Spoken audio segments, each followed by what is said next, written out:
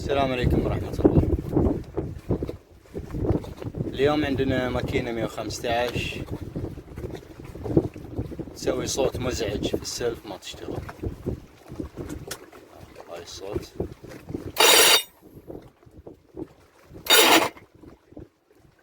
فإن شاء الله بنشوف شنو المشكلة.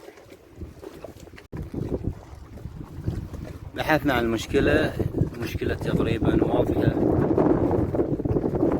هو الترس مال الدينامو سلف من نيكل أو الدجلي أو القرب.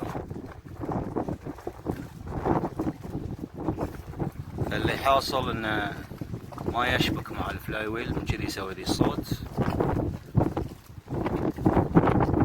فاحنا بنبطل الدينامو سلف وبنبدل الترس وبنشوف شو يصير. طبعا عشان اشتغل بكهرباء الطرادة او اي شيء فيه كهرباء لازم اول شيء افصل البطارية عن الطرادة على اساس انه اشتغل.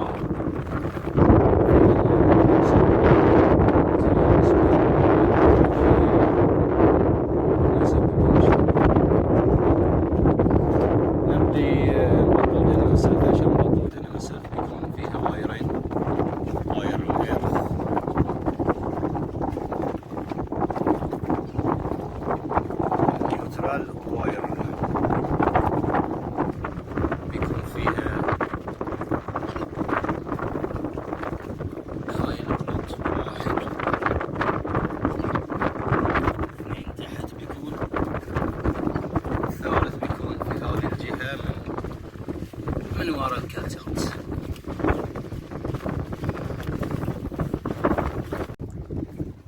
بعد ما فصلت الوايرات النيوترال واللاين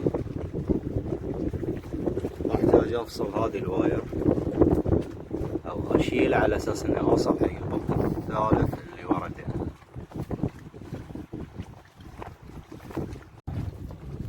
مثل ما تشوفون بطلت البراكت مال الكاتوتات، والحين صار البولت مال الدينامو ريتشابل.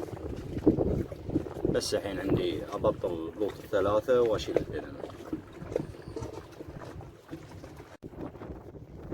مثل ما تلاحظون معي بطلنا الدينامو، والحين باقي ابطل الترس او الدشلي. عشان ابطله واحتاج ابطل هذول البولتين واشيل الكفر بروتكتيف كفر، وبعدين نشيل الترس نفسه. هني الدينامو بعد ما شلنا البروتكتيف كفر، الحين عشان اشيل الترس نحتاج اضرب هني ضربة خفيفة على اساس اشيل اللوك اللي تحته، بيطلع معاي اللوك مع السبرينج وينشال الترس بكل سهولة. طبعا هذه اللوك بيكون راكب هني في هاي الجروف، وانزل السبرينج بضغطه واشيل اللوك وارفع هذه شوي شوي واشيل الدشلي. بعد ما شلت السبرينج مع اللوك مجرد افر الدشلي مع عقارب الساعة بيطلع معاي بكل سهولة.